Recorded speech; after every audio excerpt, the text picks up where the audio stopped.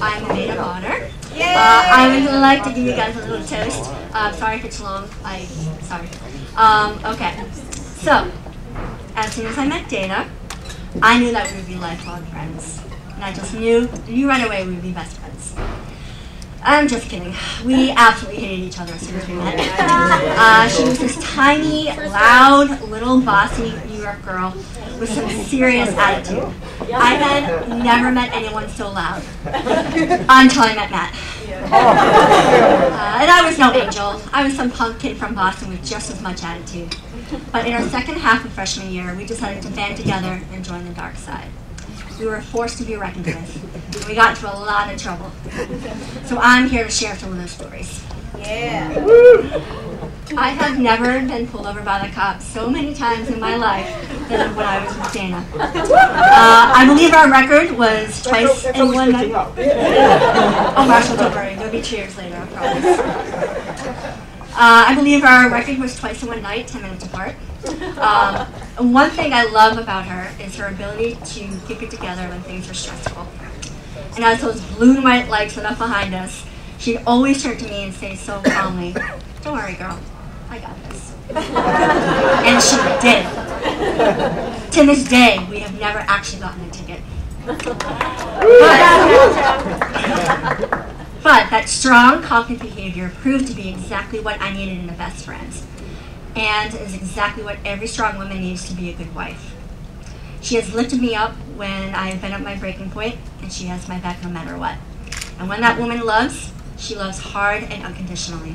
And I have zero doubt in my mind that if her and Matt ever got into something hard to face together, she'll look over at him and smile and say, "I got this."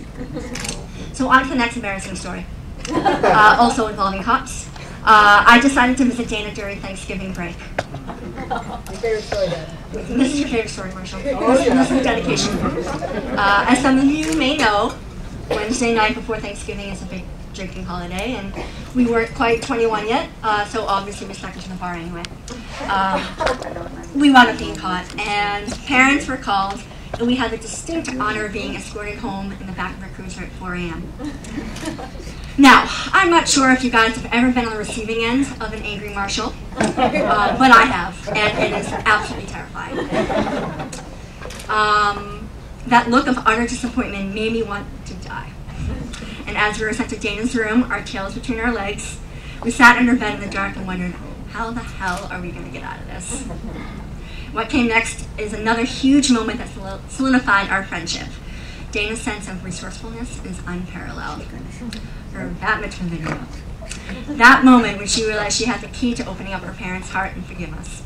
In the morning, she popped in the video, and we sat in her den as her parents slowly meandered in and out of the room, taking glimpses of her TV and seeing their young daughter bounce around on the screen.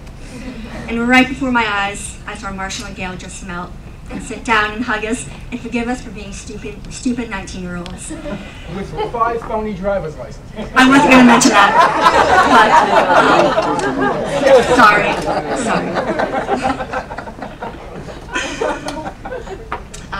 Where was I? We got melted, and we learned from our mistakes, kind of. Dana just gave me a reassuring smile, that everything will be fine smile, and every relationship needs that. And I can confidently say no matter what Matt and Dana's marriage brings, she will use the hand that she is dealt, and to get it together for the sake of her family to be, and hopefully with less cops. Yeah, I hope. Okay, all right, I think I'll stop embarrassing Dana and I'll move on to Matt. So, when Dana first told me about Matt, I could hear her grinning over the phone. She knew this was it. I knew this was it.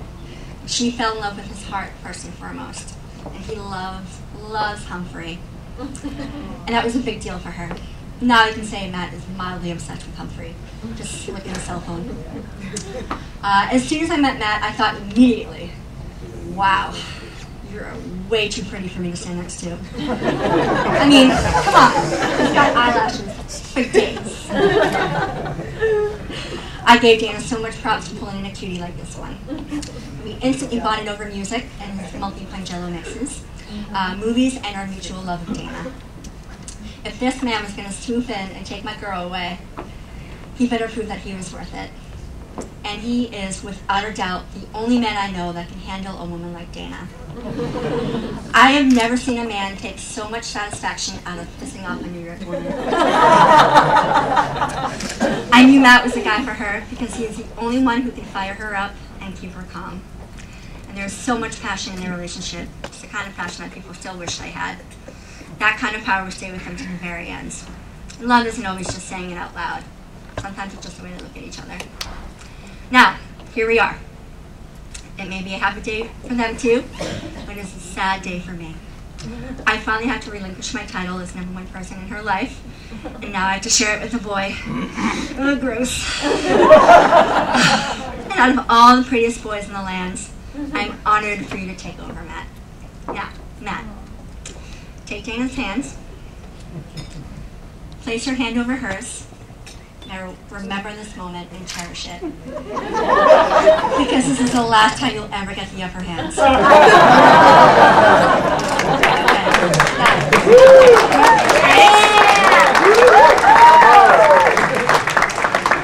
Alright, here's to the prettiest, here's to the wittiest, here's to the truest of all who are true. Here's to the neatest one, here's to the sweetest one, here's to them, and here's to you. Yay! Cheers! Cheers! Woo!